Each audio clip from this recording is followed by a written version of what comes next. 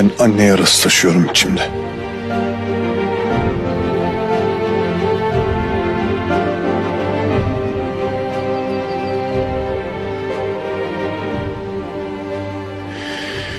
Bizi başka bir adam uğruna terk edip giderken babam ayaklarına kapandı gitmesin diye.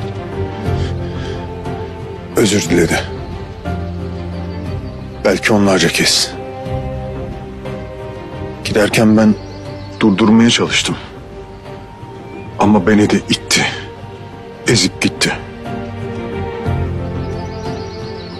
Giderken en çok da beni. Ama sonra o dosya çıkınca sandım ki annemin sözünü tutmadığım için oldu her şey. Ben babam oldum. İnandım. İnanmamalıydım.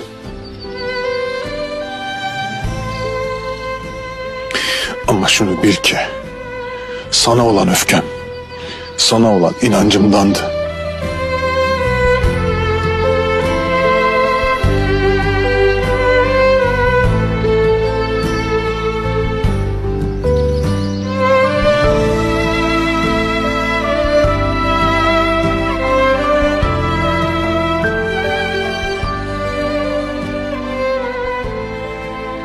Bir kez özür diledim o adamdan, senin için.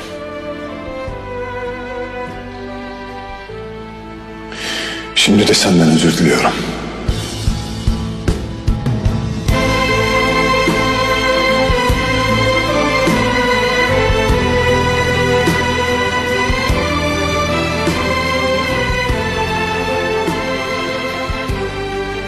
Bu da bizim için.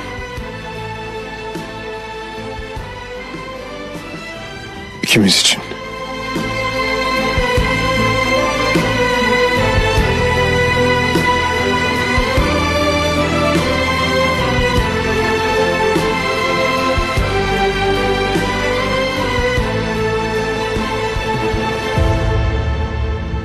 Beni affedebilecek misin?